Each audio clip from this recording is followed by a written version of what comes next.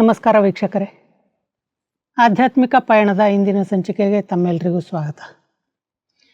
ವೀಕ್ಷಕರೇ, ನಾವು ಈ ಹಿಂದಿನ ಸರಣಿ ಸಂಚಿಕೆಯಲ್ಲಿ ಬ್ರಹ್ಮಕುಮಾರ ಮಹೇಶ್ ಅಣ್ಣವರ ಆಧ್ಯಾತ್ಮಿಕ ಜೀವನದ ಅನುಭವಗಳನ್ನು ತಿಳ್ಕೊಳ್ತಾ ಇದ್ವಿ. ಅದರಲ್ಲೂ ಸಹ ಈ ಹಿಂದಿನ ಸಂಚಿಕೆಯಲ್ಲಿ ಅವರು ಮೊದಲನೇ ಬಾರಿ ರಾಜಸ್ಥಾನದ ಮೌಂಟ್ ಅಬುಗೆ ಹೋದಾಗ ಅವ್ರಿಗೆ ಏನೆಲ್ಲ ಅನುಭವಗಳಾಯಿತು, ಅಲ್ಲಿ ವಾತಾವರಣ ಹೇಗಿತ್ತು ಅನ್ನೋದ್ರ ಬಗ್ಗೆ ಅವರು ತಿಳಿಸ್ಕೊಡ್ತಾಯಿದ್ರು. ಇವತ್ತಿನ ಈ ಸಂಚಿಕೆಯಲ್ಲಿ ಅವರು ರಾಜಸ್ಥಾನದ ಮೌಂಟ್ ಅಬುವಿಂದ ವಾಪಸ್ ಬಂದ ಮೇಲೆ ಅವರ ಜೀವನದಲ್ಲಿ ನಡೆದ ಘಟನೆಗಳನ್ನು ತಿಳ್ಕೊಳ್ಳೋಣ. ಅದಕ್ಕೂ ಮುಂಚೆ ಬನ್ನಿ ಅವ್ರನ್ನ ಈ ಕಾರ್ಯಕ್ರಮಕ್ಕೆ ಸ್ವಾಗತ ಮಾಡೋಣ. ಅಣ್ಣವರೇ, ತಮಗೆ ಈ ಕಾರ್ಯಕ್ರಮಕ್ಕೆ ಸ್ವಾಗತ. ಅಣ್ಣವರೇ, ತಾವು ಕಳೆದ ಸಂಚಿಕೆಯಲ್ಲಿ ರಾಜಸ್ಥಾನದ ಮೌಂಟ್ ಅಬುಗೆ ಮೊದಲನೇ ಬಾರಿ ಹೋದಾಗ ಆ ಭಗವಂತನ ಮಿಲನ ಮಾಡಿದಾಗ ನಿಮಗೆ ಏನೆಲ್ಲ ಅನುಭವ ಆಯಿತು, ಎಷ್ಟೆಲ್ಲ ಖುಷಿ ಆಯಿತು ಅನ್ನೋಂಥ ವಿವರಣೆಯನ್ನು ತಿಳಿಸಿದ್ರಿ. ಆ ರಾಜಸ್ಥಾನದ ಮೌಂಟ್ ಅಬುವಿಂದ ವಾಪಸ್ ಬಂದ ಮೇಲೆ ನಿಮ್ಮ ಎಜುಕೇಷನ್ ಇನ್ನು ನಡೀತಾ ಇತ್ತು. ದೆನ್ ಆ ಎಜುಕೇಷನ್ನಲ್ಲಿ ಹೇಗೆ ನೀವು ಮುಂದುವರೆದ್ರಿ, ಅಥವಾ ನಿಮ್ಮ ಸಹಪಾಠಿಗಳು ಅದನ್ನು ನೀವು ಹೋಗಿ ಬಂದದ್ದನ್ನೆಲ್ಲ ಹೇಗೆ ಅವ್ರಿಗೆ ತಿಳಿಸಿದ್ರಿ? ನಿಮ್ಮ ಈ ಪ್ರಶ್ನೆಗೆ ಉತ್ತರ ಹೇಳೋಕ್ಕಿಂತ ಮುಂಚೆ ಒಂದು ಮಾತು ನಾನು ಹೇಳಕ್ಕೆ ಬಯಸ್ತಿದ್ದೀನಿ. ಅಲ್ಲಿಂದ ಮೌಂಟ್ ಅಬುದಿಂದ ವಾಪಸ್ ಬರಬೇಕಾದ್ರೆ ನಮಗೆ ಗಿಫ್ಟ್ ಕೊಡ್ತಾರೆ. ಆ ಗಿಫ್ಟ್ನಲ್ಲಿ ನಾನು ಹೇಳಿದೆ ಉಂಗುರ ಕೊಡ್ತಾರೆ ಅಂತ. ಇನ್ನೊಂದು ಡೈರಿ ಮತ್ತು ಪೆನ್ ಕೊಡ್ತಿದ್ರು. ನನಗೆ ಚಿಕ್ಕಂದು ಪೆನ್ ಅಂದರೆ ಬಹಳ ಇಷ್ಟ. ಈ ನನ್ನ ಜೊತೆಗೆ ಇರ್ತಕ್ಕಂಥವ್ರು ಫ್ರೆಂಡ್ಸ್ ಇರ್ತಾರಲ್ಲ, ಚಿಕ್ಕವರು, ಅವರು ಕೆಲವರು ಪಿಸ್ತೂಲು, ಕೆಲವರು ಕಡ್ಗೋಲು ಅಂತ ಇರುತ್ತಲ್ಲ ಅದು, ಕೆಲವರು ಕಸಬರಿಗಿ, ಇಂಥವೆಲ್ಲ ಲೈಕ್ ಮಾಡೋರು. ನನಗೆ ಪೆನ್ನೇ ಬೇಕು, ನಾನು ಎಷ್ಟೊತ್ತಿದ್ರು ನಾನು ಪೆನ್ನೇ ಬೇಕು ಅಂತ ಆ ಟೀಚರ್ಗಳಿಗೆ ಹೇಳ್ತಿದ್ದೆ. ಮಕ್ಕಳನ್ನ ಟೆಸ್ಟ್ ಮಾಡೋದಕ್ಕೆ ಅವ್ರು ಕೊಡ್ತಿರ್ತಾರಲ್ಲ, ಅದಕ್ಕೆ ಇಲ್ಲಿ ಒಂದು ಪೆನ್ ಕೊಟ್ಟಿದ್ದ ಸ್ಲೋಗನ್, ಅದ್ರ ಒಳಗಡೆ ಸ್ಲೋಗನ್ ಇರ್ತಿತ್ತು, ಶಿವ ತಂದೆ ನೆನಪಿದೆಯಾ, ಬಿ ಹೋಲಿ ಬಿ ರಾಜಯೋಗಿ, ಈ ಥರದ್ದು ಆ ಒಂದು ಪೆನ್ನು ಮತ್ತು ಡೈರಿ ಕೊಟ್ಟರು. ನನಗೆ ಭಾಳ ಸಂತೋಷ ಆಯಿತು. ಆಮೇಲೆ ಅವರು ಕೊಡಬೇಕಾದ್ರೆ ಹೇಳಿದ್ನಲ್ಲ ಉಂಗುರ, ಇದು ಇವತ್ತಿನಿಂದ ನೀವು ಶಿವನ ವಧಗಳಾದ್ರಿ ಅಂತ. ಆಮೇಲೆ ವಾಪಸ್ಸು ನಾವು ಕೆಳಗಿಳಿದ್ವಿ ಬೆಟ್ಟದಿಂದ. ಆದರೆ ಹೊರಡಬೇಕಾದ್ರೆ ಎಷ್ಟೋ ಜನ ಅಳ್ತಾಯಿದ್ರು, ಮಾತೆಯರಾಗಲಿ ಅಥವಾ ಕುಮಾರರಾಗಲಿ. ನಾನು ಕೇಳ್ತಿದ್ದೆ, ಯಾಕಪ್ಪ ಅಳ್ತಿದ್ರಿ ನೀವು ಅಂತ. ಮದುವನ್ನ ಬಿಟ್ಟು ಹೋಗ್ಬೇಕಲ್ಲ, ಮತ್ತು ನಾವು ನರಕಕ್ಕೆ ಹೋಗಬೇಕು ಅಂತ. ನನಗೆ ಆಶ್ಚರ್ಯ ಆಗ್ತಿತ್ತು. ಅಲ್ಲ, ನಾವು ಹೋಗೋದೆಲ್ಲಿ? ನಾವು ಅಲ್ಲಿ ಹೋದರೂ ಸಹ ಈಗ ಎಲ್ಲಿದ್ದರೂ ನಮ್ಮ ತಂದೆ ತಾಯಿ ಸಿಕ್ಕೇ ಬಿಟ್ಟಿದ್ದಾರೆ. ಈಗ ಎಲ್ಲಿ ಹೋದ್ರೆ ನಮ್ಮ ಡ್ಯೂಟಿ ನಾವು ಮಾಡ್ತಕ್ಕಂಥ, ನಾವು ಪಾತ್ರ ಮಾಡಬೇಕು. ಈ ನಾಟಕದಲ್ಲಿ ಪಾತ್ರಧಾರಿಗಳು. ಈಗ ಅಪ್ಪ ಅಮ್ಮ ಸಿಕ್ಕಾದ್ಮೇಲೆ ಯಾವ ಬೇಕಾದ ಬಂದ ಭೇಟಿ ಮಾಡ್ದೆ, ಹೊರಟೋದ. ಅದಕ್ಕೆ ನನಗೆ ಯಾವ ದುಃಖದ ಅನುಭವ ಆಗಲಿಲ್ಲ. ಹೊರಟೋದ್ಮೇಲೆ ಇಳಿತಾ ಬೆಟ್ಟವನ್ನು ಇಳಿತಾ ಮತ್ತು ನನಗೊಂದು ಭಕ್ತಿ ಮಾರ್ಗದ ಮಾತು ನೆನಪಂತು. ನಾವು ಓದಬೇಕಾದ್ರೆ ಒಂದು ಶ್ಲೋಕ ಬರ್ತಿತ್ತು, ಶ್ರೀಶೈಲ ಶಿಖರಂ ದೃಷ್ಟ ಪುನರ್ಜನ್ಮನ ವಿದ್ಯತೆ. ಯಾರು ಶ್ರೀಶೈಲ ಬೆಟ್ಟಕ್ಕೆ ಭೇಟಿ ಕೊಡ್ತಾರೋ ಅಥವಾ ಹೋಗ್ತಾರೋ ಅವ್ರಿಗೆ ಪುನರ್ಜನ್ಮ ಇಲ್ಲ ಅಂತ. ಆದರೆ ಈಶ್ವರ ಜ್ಞಾನದಲ್ಲಿ ನಾವು ಜ್ಞಾನವನ್ನು ಕೇಳ್ತಾ ಅಲ್ಲಿ ಭಗವಂತನ ಮಹಾವಾಕ್ಯ ಬರ್ತದೆ, ನೀವು ನನ್ನ ಮಕ್ಕಳಾದ ಮೇಲೆ ನಿಮ್ಮ ಪುನರ್ಜನ್ಮ ನರಕದಲ್ಲಿ ಆಗೋದಿಲ್ಲ ಅಂತ. ನನಗೆ ಆ ಮಾತು ಪಟ್ ಅಂತ ಹೊಳಿತು. ನೋಡು, ಪುನರ್ಜನ್ಮ ಇಲ್ಲ ಅಂದರೆ ನಿಜವಾದ ಶ್ರೀಶೈಲ ಯಾವುದು? ಅಬುಪರ್ವತ. ಅಬುಪರ್ವತದಲ್ಲಿ ಬಂದರೆ ನಾವು ಯಾರನ್ನ ಭೇಟಿ ಮಾಡ್ತೀವಿ? ಪರಮಾತ್ಮ ಭೇಟಿ ಮಾಡ್ತೀವಿ. ಪರಮಾತ್ಮ ಭೇಟಿ ಮಾಡಿದ ಮೇಲೆ ನಮಗೆ ಪುನರ್ಜನ್ಮ ಇಲ್ಲ. ಎಲ್ಲಿ? ಈ ನರಕದಲ್ಲಿ ಇಲ್ಲ. ನಮ್ಮ ಪುನರ್ಜನ್ಮ ಇರೋದಲ್ಲಿ ಸ್ವರ್ಗದಲ್ಲಿ. ಓಹೋ, ಅಲ್ಲ, ಗೊತ್ತಿಲ್ಲದೆ ನಾವು ಹೇಗೆ ಪರಮಾತ್ಮನ ಮಹಾವಾಕ್ಯಗಳನ್ನು ನಂಬ್ಕೊಂಡಿದ್ವಿ ಅನ್ನುವಂಥದ್ದು ಭಾಳ ಖುಷಿ ಆಯಿತು. ನನಗಂತೂ ಮೊದಲು ಕೈಲಾಸ ಪರ್ವತ ನೋಡಿದೆ, ಆಮೇಲೆ ಶ್ರೀಶೈಲ ಪರ್ವತ ನೋಡಿದೆ. ಅಲ್ಲಿವರೆಗೂ ನಾನು ಶ್ರೀಶೈಲ ಮಲ್ಲಿಕಾರ್ಜುನ್ಗೆ ಹೋಗೇ ಇರಲಿಲ್ಲ. ಶ್ರೀಶೈಲ ಪರ್ವತ ನೋಡಿದೆ. ನಮಗಿನ್ನು ಪುನರ್ಜನ್ಮ ಇಲ್ಲ, ಭಗವಂತ ಸಿಕ್ಕು ಅಂತ ಖುಷಿಯಿಂದ ವಾಪಸ್ಸು ಬಂದ್ವಿ.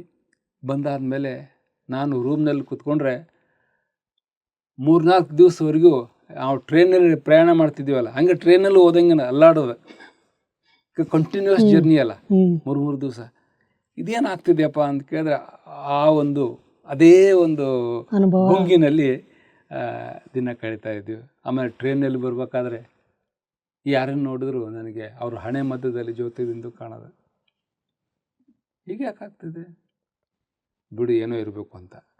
ಬಟ್ ಹಾಗೆ ನಾವು ಬಂದು ಯೂನಿವರ್ಸಿಟಿಗೆ ಕ್ಲಾಸಿಗೆ ಹೋದಾಗ ಅಲ್ಲೂ ಯಾರು ನೋಡಿದ್ರು ಬಿಂದು ಬಿಂದು ಬಿಂದು ಕಾಣೋದು.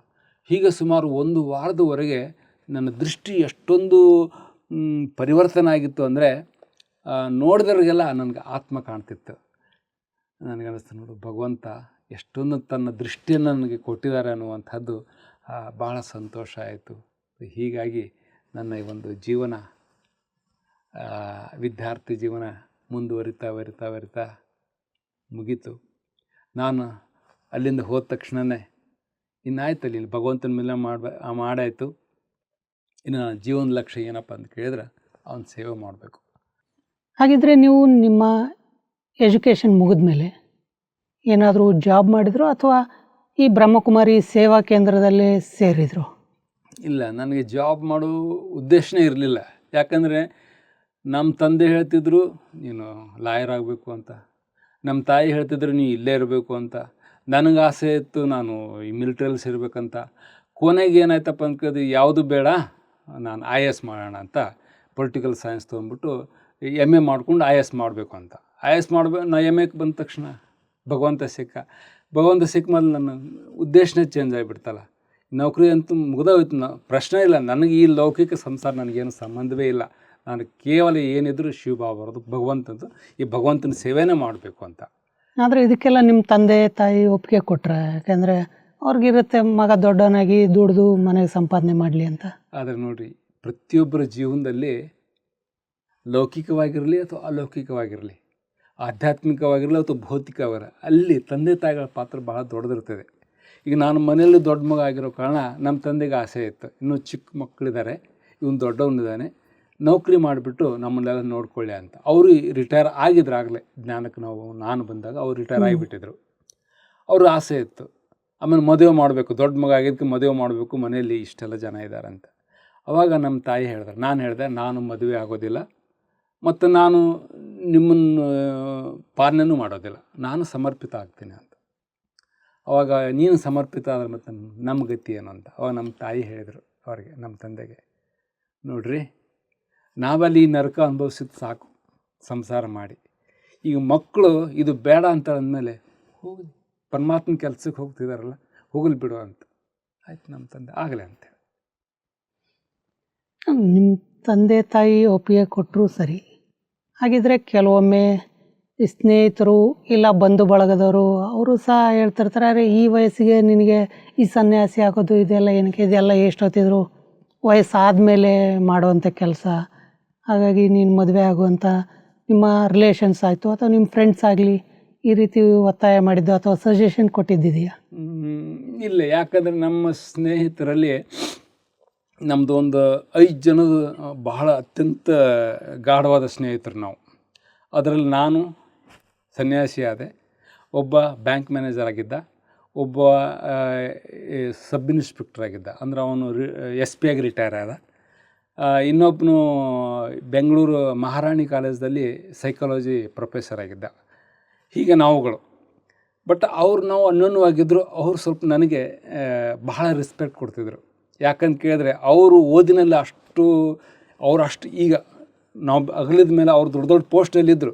ಬಟ್ ಅವರಿಗೆ ನಾನು ಅವರು ಕಾಲೇಜ್ನಲ್ಲಿ ಕನ್ನಡ ಮೀಡಿಯಮ್ ಮಾಧ್ಯಮ, ನಾನು ಇಂಗ್ಲೀಷ್ ಮಾಧ್ಯಮ, ಸಬ್ಜೆಕ್ಟ್ ಅವೇನೆ, ಬಟ್ ಅವ್ರು ಕನ್ನಡದಲ್ಲಿ ಬರೀಬೇಕು, ನಾನು ಇಂಗ್ಲೀಷ್ನಲ್ಲಿ ಬರೀಬೇಕು. ನಾನು ಇಂಗ್ಲೀಷ್ನಲ್ಲಿ ಓದಿದಂಥದ್ದು ಮತ್ತು ತೆಗೆದ ನೋಟ್ಸನ್ನು ಅದನ್ನು ನಾನು ಕನ್ನಡದಲ್ಲಿ ಅನುವಾದ ಮಾಡಿ, ಆಗಿನ ಕಾಲಕ್ಕೆ ಅನುವಾದ ಮಾಡಿ ಅವ್ರಿಗೆಲ್ಲ ಕೊಡ್ತಿದ್ದೆ. ಅವರೆಲ್ಲರೂ ಪಾಸ್ ಆಗ್ತಿದ್ರು. ಹೀಗಾಗಿ ಅವರಲ್ಲಿ ನನ್ನ ಬಗ್ಗೆ ಒಂಥರ ಗೌರವ ಮತ್ತು ಏನೋ ಒಂಥರ ಭಯ ಎರಡೂ ಇತ್ತು. ಅದಕ್ಕೆ ಅವ್ರು ನನಗೆ ಯಾವುದು ನನ್ನ ವ್ಯಕ್ತಿಗತ ರೂಪದಲ್ಲಿ ಕಾಮೆಂಟ್ ಮಾಡ್ತಿರಲಿಲ್ಲ, ಏನು ಸಜೆಷನ್ ಕೊಡ್ತಿರಲಿಲ್ಲ, ನಾ ಹೇಳಿದಾಗೇ ಕೇಳ್ತಾಯಿದ್ರು. ಒಂದು ಇನ್ನೊಂದು, ನಮ್ಮ ತಂದೆ ತಾಯಿ ಅಂತೂ ಚಿಕ್ಕಂದಿನ ನನಗೆ ಬಹಳ ಗೌರವದಿಂದ ಮತ್ತು ಪ್ರೀತಿಯಿಂದ ಕಂಡವರು. ನನಗೆ ನೆನಪಿದೆ, ನಮ್ಮ ತಂದೆ ಏನಾದರೂ ಒಂದು ಕೆಲಸ ಆರಂಭ ಮಾಡಬೇಕಂದ್ರೆ ನೀವು ನೋಡಿರ್ಬೇಕು, ಚಿಕ್ಕ ಮಕ್ಕಳಿಗೆ ತಂದೆ ತಾಯಿಗೆ 2 ಬೆಟ್ ತೋರಿಸ್ತಾರೆ, ಯಾವುದಾದ್ರೂ ಒಂದು ಮುಟ್ಟು ಅಂತ. ಆವಾಗ ನಾನು ಮುಟ್ಟಿದ ಆಧಾರ ಮೇಲೆ ಅವರು ಮಾಡಬೇಕು ಬಿಡಬೇಕು ಅಂತ ನಿರ್ಣಯ ಮಾಡ್ತಾಯಿದ್ರು. ಹೀಗೆ ಅದು ಗೊತ್ತಿಲ್ಲ, ಅದು ಏನೋ ಅದು ಬಹುಶಃ ಅದೇ ಹಿಂದಿನ ಕಲ್ಪದಲ್ಲಿ ಅಥವಾ ಹಿಂದಿನ ಜನ್ಮದಲ್ಲಿ ಭಗವಂತನ ನಾವು ಏನೋ ಬಹಳಷ್ಟು ಪ್ರೀತಿ ಮಾಡಿರಬೇಕು, ಅವನವರಾಗಿರ್ಬೇಕೇನೋ ಅಂತ. ಹೀಗೆ ಅವರಷ್ಟೇ ಅಲ್ಲ, ನಮ್ಮ ಸಂಬಂಧಿಗಳಾಗಲಿ ಅಥವಾ ನಮ್ಮ ನೆರೆಹೊರೆಯಾಗಲಿ ಪ್ರತಿಯೊಬ್ಬರು ನನಗೆ ಯಾರ ಜೊತೆ ಆದರೂ ಜಗಳ ಮಾಡಿದ್ದು ಅಥವಾ ನನ್ನ ಜೊತೆ ಯಾರಾದರೂ ಜಗಳ ಮಾಡಿರೋದು ಅನ್ನುವಂಥದ್ದು ನನಗೆ ಯಾವುದೋ ನೆನಪಿಲ್ಲ ಇವತ್ತೇವರು. ಮತ್ತು ನಮ್ಮ ತಂದೆ ಅಂತೂ ಒಂದು ಸಲನೂ ನನಗೆ ಹೆದರಿಸಿಲ್ಲ, ಬೆದರಿಸಿಲ್ಲ, ಕೈ ಎತ್ತಿಲ್ಲ. ಇಷ್ಟೊಂದು. ಇನ್ನು ಸಂಬಂಧಿಕರಾದರೂ ನಮ್ಮ ತಂದೆ ಸ್ವಲ್ಪ ಮನೆತನದಲ್ಲಿ ಒಂಥರ ಹಿರಿಯರಿದ್ದಂಗೆ, ಅದರಲ್ಲೂ ಶಿಕ್ಷಕರು ಬೇರೆ. ಲೌಕಿಕದಲ್ಲಿ ಶಿಕ್ಷಕರಾಗಿದ್ದರು. ಹೀಗಾಗಿ ಪ್ರತಿಯೊಬ್ಬರು ಅವ್ರಿಗೆ ಬಹಳ ಗೌರವ ಕೊಡ್ತಿದ್ರು. ಅವ್ರ ಮುಂದ್ಗಡೆ ಮಾತಾಡಲಿಕ್ಕೆ ಹೆದರ್ತಾಯಿದ್ರು. ಆದರೆ ನಾನಂತೂ ನನಗೆ ಪರಿವೇ ಇರಲಿಲ್ಲ. ಭಗವಂತ ಸಿಕ್ಕಿದ ಅಂದಮೇಲೆ ನನಗೆ ಮೊದಲಿಂದನೂ ಈ ಪ್ರಪಂಚದ ಬಗ್ಗೆ ನನಗೆ ಆಸಕ್ತಿ ಇರಲಿಲ್ಲ.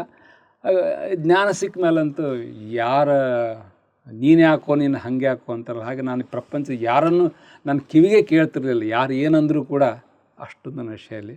ಮತ್ತು ನಾನು ಜಾಸ್ತಿ ಸಮಯ ಊರಲ್ಲಿ ಇರಲಿಲ್ಲ. ಎಜುಕೇಷನ್ ಮುಗಿದ ತಕ್ಷಣ ನಾನು ಆಶ್ರಮದಲ್ಲಿ ಇರೋಕ್ಕೂ ಶುರು ಮಾಡಿಬಿಟ್ಟೆ.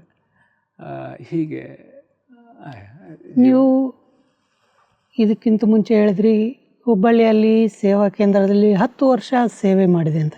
ಅಲ್ಲಿ ಏನೇನು ಸೇವೆ ಮಾಡ್ತಾಯಿದ್ರಿ? ಯಾವ್ಯಾವ ರೀತಿ ನಿಮಗೆ ಸೇವೆ ಅಲ್ಲಿ ಕೊಡ್ತಾಯಿದ್ರು? ಮೊದಲು ನಾನು ಸರೆಂಡರ್ ಆದಾಗ ಅಲ್ಲಿ ಒಂದು ತ್ರೈಮಾಸಿಕ ಪತ್ರಿಕೆ ನಡೀತಾ ಇತ್ತು, ವಿಶ್ವನವ ನಿರ್ಮಾಣ ಅಂತ. ಅದನ್ನ ಬಸವರಾಜಣ್ಣವರು ಅದ್ರ ಸಂಪಾದಕರಾಗಿದ್ದರು.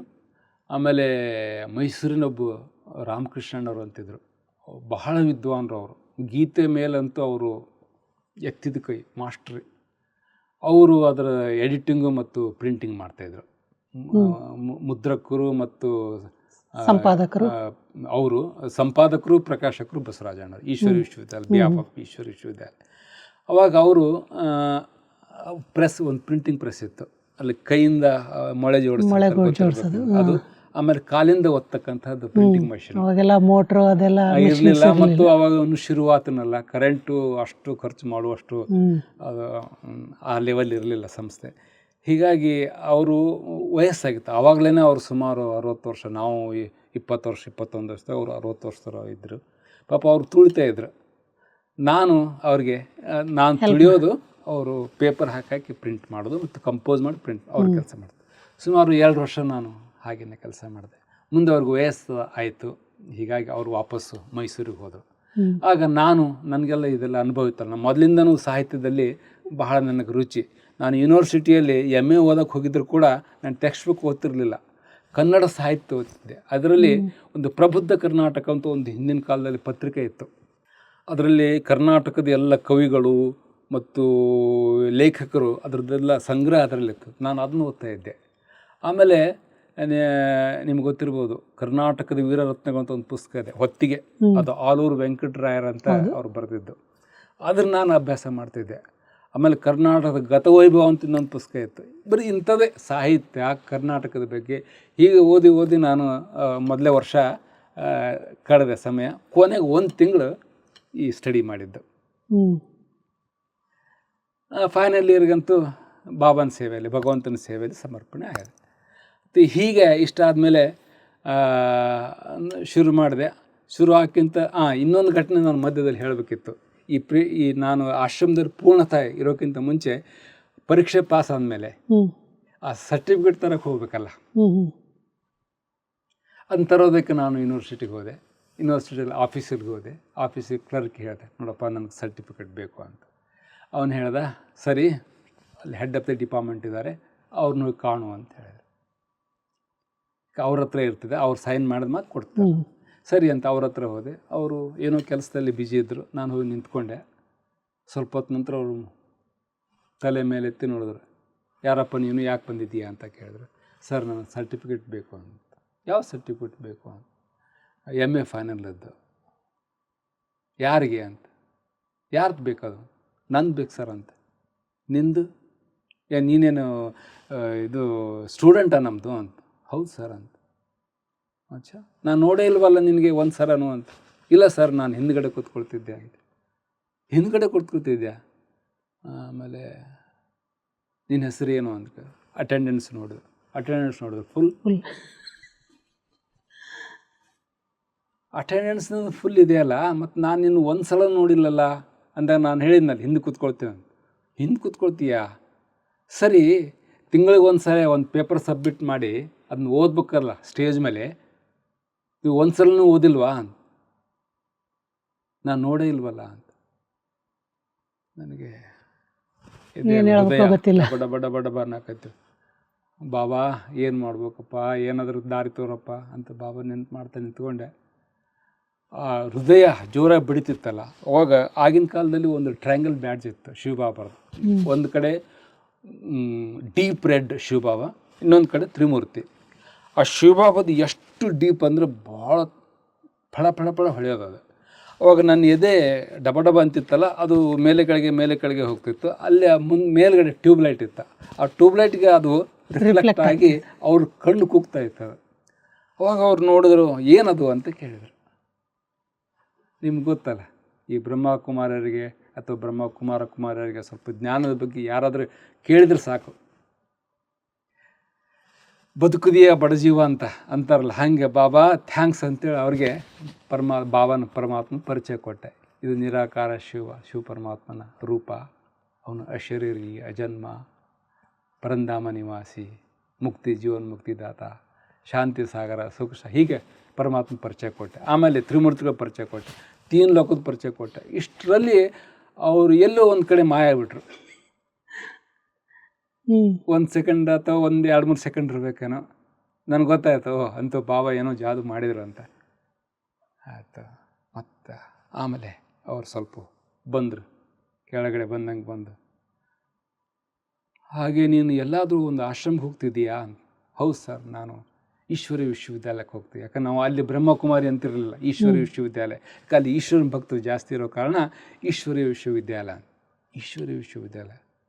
ಅಲ್ಲಿ ಹೋಗಿ ಏನು ಮಾಡ್ತೀಯಾ? ನಾವು ರಾಜಯೋಗ ಮಾಡ್ತೀವಿ ಸರ್, ಮೆಡಿಟೇಷನ್ ಮಾಡ್ತೀವಿ, ಹಾಗೆ ಹೀಗೆ. ಆಚೆ ಸರಿ ಹೋಗಂತ ಸರ್ಟಿಫಿಕೇಟ್ ಸೈನ್ ಮಾಡಿ ಕೊಟ್ಟರು. ಈ ಘಟನೆ ನಾನು ಯಾಕೆ ಹೇಳ್ತೀನಿ ಅಂದರೆ, ಭಗವಂತನ ಮೇಲೆ ನಮಗೆ ಎಷ್ಟೆಷ್ಟು ನಂಬಿಕೆ ಅಟಲವಾಗಿರ್ತಿದ್ದೋ ಮತ್ತು ಅವನ ಕಾರ್ಯದಲ್ಲಿ ನಾವು ಎಷ್ಟೆಷ್ಟು ಸಹಯೋಗಿ ಆಗಿರ್ತೀವೋ ಅಷ್ಟು ಅವನು ನಮ್ಮನ್ನು ರಕ್ಷಣೆ ಮಾಡ್ತಾನೆ. ಸಮಯ ಬಂದಾಗ ನಮ್ಮನ್ನು ಪಾರು ಮಾಡ್ತಾನೆ ಅನ್ನೋದಕ್ಕೆ ನಾನು ಈ ಉದಾಹರಣೆ ಕೊಟ್ಟೆ.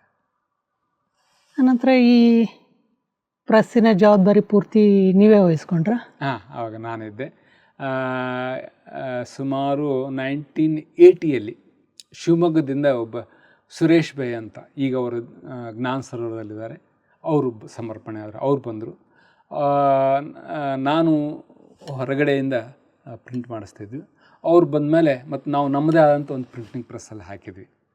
ಅವರು ಮಳೆ ಜೋಡಿಸಿದ್ರು, ನಾನು ಆರ್ಟಿಕಲ್ ಬರೆಯೋದು, ಎಡಿಟ್ ಮಾಡೋದು, ಆಮೇಲೆ ಪ್ರಿಂಟ್ ಮಾಡೋದು ನಾನು ಮಾಡ್ತಿದ್ದೆ. ಆವಾಗ ಕಾಲಿನ ತುಳಿತಿತ್ತು, ಈಗ ಪವರಿಂದ.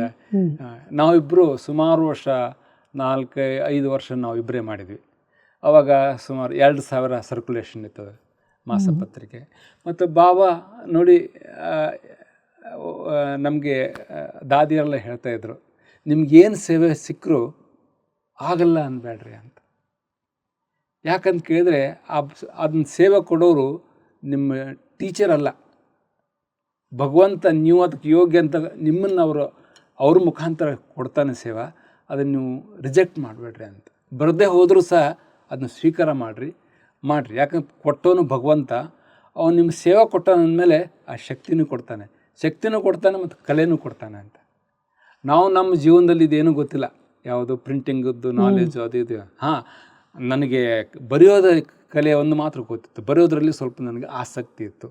ಸಾಹಿತ್ಯ ಸ್ವಲ್ಪ ಚೆನ್ನಾಗಿತ್ತು. ನಾನು ಕನ್ನಡ ಓದಿದ್ದು ಪೊಲಿಟಿಕಲ್ ಸೈನ್ಸ್ ಆದರೂ ಕೂಡ ನನಗೆ ಕನ್ನಡ ಮತ್ತು ಭಾಷೆ, ಹಿಂದಿ, ಇಂಗ್ಲೀಷು, ಕನ್ನಡ, ಈ 3 ಭಾಷೆಯಲ್ಲಿ ನನಗೆ ಬಹಳ ಪ್ರೀತಿ ಮತ್ತು ಬಹಳವಾಗಿ ನಾನು ಅಧ್ಯಯನ ಮಾಡಿದ್ದೆ. ಹೀಗಾಗಿ ಆ ಲೇಖನದಲ್ಲಿ ಪತ್ರಿಕೆ ಸಂಪಾದನೆ ಅಂತ ಏನು ತೊಂದರೆ ಆಗಲಿಲ್ಲ. ಇನ್ನು ಇದು ಪ್ರಿಂಟ್ ಮಾಡೋದು ನೋಡಿ ಕಲ್ತ್ಕೊಂಡಿದ್ದು ಹೀಗೆ. ಅದಕ್ಕೋಸ್ಕರ ಮನಸ್ಸಿದ್ರೆ ಮಾರ್ಗ ಅಂತಾರಲ್ಲ, ಮತ್ತು ನಿಮ್ಮ ಶ್ರದ್ಧೆ ಇದ್ದರೆ ಯಾವುದೇ ಬರದೇ ಇರ್ತಕ್ಕಂಥ ಕಾರ್ಯ ಕೂಡ ನಿಮಗೆ ಸಿದ್ಧಿ ಆಗ್ತದೆ ಅನ್ನೋದಕ್ಕೆ ಇದು ನಮ್ಮ ಜೀವನನೇ ಒಂದು ಉದಾಹರಣೆ. ಅದಕ್ಕೆ ನಾನು ಪ್ರಿಂಟ್ ಮಾಡೋದು, ಅವರು ಕಂಪೋಸ್ ಮಾಡೋದು, ಇಬ್ಬರು ಸೇರಿಬಿಟ್ಟು ಅವ್ನು ಕಟ್ ಮಾಡೋದು. ಕಟ್ ಮಾಡಿ ಬುಕ್ ಮಾಡೋದು. ಬುಕ್ ಬೇರೆಯವ್ರ ಕಡೆಯಿಂದ ಮಾಡಿಸ್ತಿದ್ದು ಬೈಂಡಿಂಗು. ಆಮೇಲೆ ಇಬ್ಬರು ಸೇರಿಬಿಟ್ಟು ಕ್ಲಾಸ್ನಲ್ಲೆಲ್ಲ ಕ್ಲಾಸಿಗೆ ಬರೋರನ್ನ ಸೇರಿಸಿ ಅದಕ್ಕೆ ಅಡ್ರೆಸ್ ಅಂಟಿಸೋದು ಮಾಡೋದು. ಮತ್ತು ನಾವೆಲ್ಲ ಬೋರಿ ಚೀಲಲ್ಲಿ ತುಂಬಿಬಿಟ್ಟು ಪೋಸ್ಟ್ ಆಫೀಸ್ ಹೊತ್ಕೊಂಡು ಹೋಗೋದು.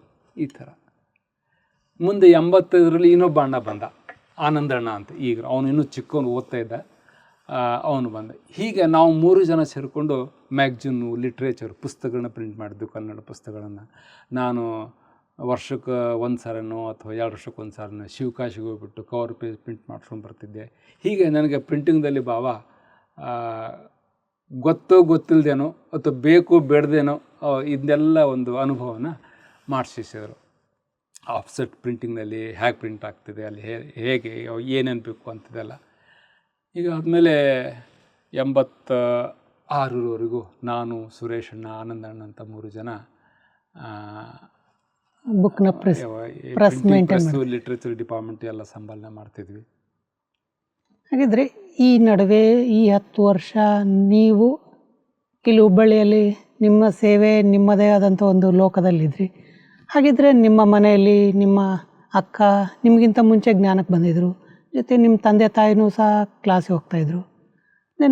ನಿಮ್ಮ ಅಕ್ಕ ಮೇಲೆ ನಿಮ್ಮ ತಂದೆ ತಾಯಿ ಅವ್ರ ಜೀವನ ಎಲ್ಲ ಹೇಗಿತ್ತು? ಅಥವಾ ಅವ್ರು ನಿಮ್ಮನ್ನು ಬರ್ತಾಯಿದ್ರಾ ಮೀಟ್ ಮಾಡೋದು, ಅಥವಾ ನೀವು ಮನೆಗೆ ಹೋಗೋದು ಯಾರೈತಾ? ವರ್ಷಕ್ಕೊಂದು ಸಾರಿ ಅಲ್ಲಿ ಹುಬ್ಬಳ್ಳಿಯಲ್ಲಿ ಯಲ್ಲಾಪುರ ಅಂತ ಇದೆಯಲ್ಲ, ಅಲ್ಲಿ ಒಂದು ತಪೋವನ ಟೈಪ್ ಮಾಡಿದ್ದಾರೆ. ಅಲ್ಲಿ ಭಟ್ಟಿಗಳಾಗ್ತಿರ್ತವೆ, ಕುಮಾರರಿಗೆ, ಅದರ್ ಕುಮಾರರಿಗೆ, ಮಾತೆಯರಿಗೆ. ಹಾಗೆ ಆ ಭಟ್ಟಿಗಳಲ್ಲಿ ನಮ್ಮ ತಂದೆ ತಾಯಿ ಬರ್ತಾಯಿದ್ರು. ನಮ್ಮ ತಂದೆ ತಾಯಿ ಅಂತೂ ನಮ್ಮೂರಲ್ಲಿರ್ತಕ್ಕಂಥ ಸೇವಾ ಕೇಂದ್ರದಲ್ಲಿ 2 ಹೊತ್ತು ರೆಗ್ಯುಲರ್. ನಮ್ಮ ತಾಯಿ ದಿನಾಲು ತಪ್ಪದೆ 2 ಗಂಟೆಗೆ ಎದ್ದು ಯೋಗ ಮಾಡೋರು, ನಮ್ಮ ತಂದೆ 3 ಗಂಟೆಗೆ ಎದ್ದು ಯೋಗ ಮಾಡೋರು. ಅವರು 2 ಹೊತ್ತು ಇಬ್ಬರ ಜೊತೆಗೆ ಕ್ಲಾಸಿಗೆ ಹೋಗೋರು. ಅದರಲ್ಲಿ ಅವರು ಬಹಳ ಪಕ್ಕವಾಗಿದ್ದರು. ಮತ್ತು ಮಧುಬನಕ್ಕೂ 1-2 ಸಾರಿ ಅವರು ಅಂದರೆ ಇಲ್ಲೇ ಮೌಂಟ್ ಆಬುಗೆ 2 ಸಾರಿ ಬಂದಿದ್ದರು. ಹೀಗಾಗಿ ಅದು ಯಾವುದೂ ತೊಂದರೆ ಇರಲಿಲ್ಲ. ಮತ್ತು ನಮ್ಮ ಸಿಸ್ಟರ್ ಏನಿದ್ರಲ್ಲ, ಅವರು ನನಗಿಂತ ಮುಂಚೆನೇ ಸಮರ್ಪಿತರಾಗಿದ್ದರು. ಅವರು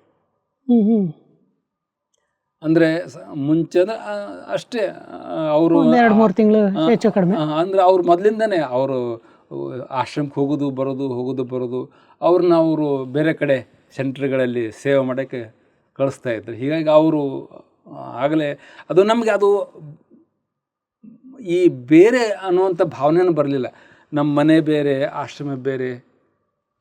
ಈ ಆಶ್ರಮವೇ ನಮ್ಮ ಮನೆ, ನಮ್ಮ ಮನೆಯೇ ಆಶ್ರಮ. ಹೀಗೆ ಈ ಥರದ ಭಾವನೆ ಇರೋ ಕಾರಣ ನಮಗೆ ನಮ್ಮ ಲೌಕಿಕದ ಕಡೆ ಯೋಚನೆ ಮಾಡ್ತಕ್ಕಂಥ ಸಂಕಲ್ಪನೆ ಬರಲಿಲ್ಲ.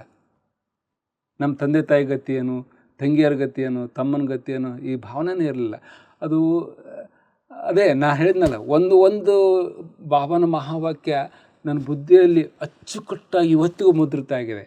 ಯಾರು ನನಗೆ ಸಹಾಯ ಮಾಡ್ತಾರೋ ಅವಶ್ಯಕತೆ ಇದ್ದಾಗ ಅವ್ರನ್ನ ನಾನು ಯಾವಾಗಲೂ ಸಹಾಯ ಮಾಡ್ತೀನಿ ಅಂತ. ಹೀಗೆ ನಾನು ಇಲ್ಲಿದ್ದರೂ ಕೂಡ ಆ ಸಮಯದಲ್ಲಿ ನಮ್ಮ ಮನೇಲಿ ಭಾಳ ಕಷ್ಟ ಅಂತ ಆಮೇಲೆ ಗೊತ್ತಾಯ್ತು ನನಗೆ. ನಮ್ಮ ತಂದೆ ರಿಟೈರ್ ಆದರು, ಮಕ್ಕಳೆಲ್ಲ ಚಿಕ್ಕವರು, ನಾನು ಇಲ್ಲಿ. ಆಗ ನಮ್ಮ ಚಿಕ್ಕವನು ತಮ್ಮನಾದವನು, ಅವನು B.Ed ಮಾಡಿಕೊಂಡು ಅವನಿಗೆ ಬಾಬಾ ಎಲ್ಲೋ ಒಂದು ಹೈಸ್ಕೂಲ್ನಲ್ಲಿ ಕೆಲಸ ಕೊಡಿಸಿದ್ರು. ಅವನು ಜಾಬ್ ಮಾಡಿ ತಂದೆ ತಾಯಿಯನ್ನು ಸಲಹಿದ. ಇಂಥ ಉದಾಹರಣೆಗಳು ಯಜ್ಞದ ಬಹಳಷ್ಟಿದ್ದಾವೆ. ಎಷ್ಟೋ ಜನ ಅವರ ಅವಶ್ಯಕತೆ ಮನೆಯಲ್ಲೂ ಇತ್ತು, ಅವರ ಅವಶ್ಯಕತೆ ಯಜ್ಞದಲ್ಲೂ ಇತ್ತು. ಆಗ ಅವರು ಯಜ್ಞವನ್ನು ಆರಿಸಿಕೊಂಡು ಮನೆಯನ್ನು ಬಿಟ್ಟಾಗ ಬಾಬಾ ಅವರ ಮನೆಯವ್ರನ್ನ ಮೊದಲಿಗಂತಲೂ ಎಷ್ಟೋ ಪಟ್ಟು ಶ್ರೀವಂತರನ್ನಾಗಿ ಮತ್ತು ಬಹಳಷ್ಟು ಸುಖಿಗಳನ್ನ ಇಟ್ಟಿದ್ದಾನೆ. ಅದಕ್ಕೆ ನನಗೆ ಅಷ್ಟು ದೃಢ ನಂಬಿಕೆ ಇತ್ತು. ನಾನು ಬಾಬನ ಕೆಲಸ ಮಾಡ್ತೇನೆ, ನನ್ನ ಕೆಲಸ ಅವ್ನು ಮಾಡೇ ಮಾಡ್ತಾನೆ. ಅದಕ್ಕೆ ನಮ್ಮ ತಂದೆ ತಾಯಿಗೆ ನಾನು ಹೇಳಿಬಿಟ್ಟಿದ್ದೆ, ನಾನು ದೊಡ್ಡ ಮಗ ಅಲ್ಲ, ಅವನು ದೊಡ್ಡ ಮಗ, ಅವನೇನು ಸಲುತ್ತಾನೆ. ಬಟ್ ಬಾಬಾ ಅದನ್ನ ತಮ್ಮ ಕರ್ತವ್ಯ ಪರಿಪೂರ್ಣವಾಗಿ ಮಾಡಿದ. ಆದ್ರೂ ನಿಮ್ಮ ತಂಗಿ ತಮ್ಮ ಅವರೇನಿದ್ರು, ನಮ್ಮಣ್ಣ ನಮ್ಮನ್ನು ನೋಡ್ಕೋಬೇಕಿತ್ತು, ನಮ್ಮನ್ನು ಬಿಟ್ಟೋದ ಅನ್ನೋಂಥ ಭಾವನೆ ಅವರಲ್ಲಿ ಬಂದಿಲ್ಲ. ಯಾಕಂದರೆ ವರ್ಷಕ್ಕೊಂದ್ಸಲ ನಾವೆಲ್ಲರೂ ಸೇರ್ತಿದ್ವಿ. ಯಾವುದಾದ್ರು ಪ್ರೋಗ್ರಾಮ್ ಬರ್ತಿದ್ರು, ಅಥವಾ ಯಲ್ಲಾಪುರದಲ್ಲಿ ಭಟ್ಟಿಗೆ ಅಥವಾ ಮಧುಬನದಲ್ಲಿ. ಮತ್ತು ನಾನು ಹೋಗ್ತಿದ್ದೆ 2 ವರ್ಷಕ್ಕೊಂದು ಸಲನೋ ಅಥವಾ 2 ವರ್ಷಕ್ಕೊಂದು ಸಲನೋ. ಕೇವಲ 100 ಕಿಲೋಮೀಟ್ರ್ ಅಂತರ ನಮ್ಮ ಅಲ್ಲಿಂದ.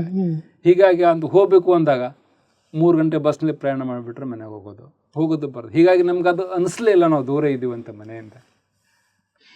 ನನ್ನ ತಮ್ಮ ಜೀವನದ ಅನುಭವಗಳು ನನ್ನ ಮನಸ್ಸಿಗಂತೂ ತುಂಬ ಖುಷಿ ಕೊಡ್ತಾಯಿದೆ. ನನಗನ್ಸುತ್ತೆ ನಮ್ಮ ವೀಕ್ಷಕರ ಮನಸ್ಸಿಗೂ ಸಹ ಇದು ಮುದ ನೀಡ್ತಾ ಇರುತ್ತೆ ಅಂತ. ತಾವು ತಮ್ಮ ಅಮೂಲ್ಯ ಸಮಯವನ್ನು ಈ ಸಂಚಿಕೆಗೆ ಕೊಟ್ಟು ಬಂದಿದ್ದೀರಿ. ಜೊತೆ ತಮ್ಮ ಅನುಭವಗಳ ಒಂದು ಪುಸ್ತಕವನ್ನೇ ನಮ್ಮ ದರ್ಶಕರ ಮುಂದೆ ತೆಗೆದಿಡ್ತಾ ಇದ್ದೀರಿ. ಹೀಗೆ ತಾವು ಮತ್ತೆ ಮುಂದಿನ ಸಂಚಿಕೆಯಲ್ಲಿ ಬಂದು ಈ ತಮ್ಮ ಅನುಭವಗಳ ಒಂದು ಸರಣಿಯನ್ನು ಮುಂದುವರಿಸ್ಬೇಕು ಅಂತ ಕೇಳ್ತಾ ತಮಗೆ ಭಾಳ ಭಾಳ ಧನ್ಯವಾದ. ಥ್ಯಾಂಕ್ಸ್.